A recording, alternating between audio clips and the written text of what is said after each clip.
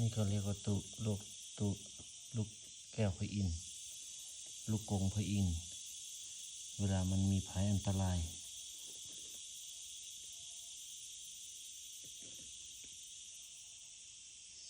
ก็จะ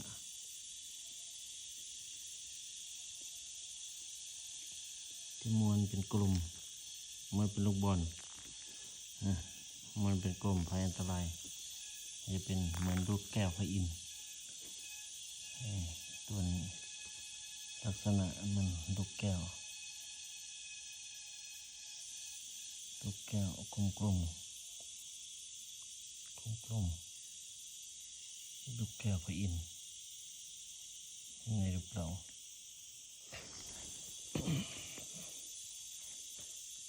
ลูกแก้วพระอินทร์ลูกกงพระอินทร์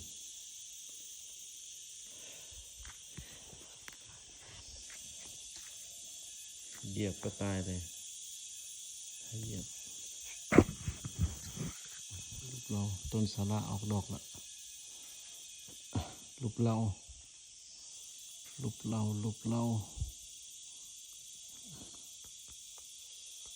นี่หัวเต่า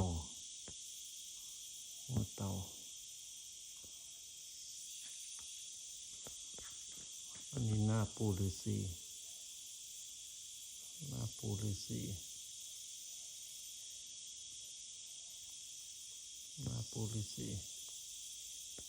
เงินตัวเรา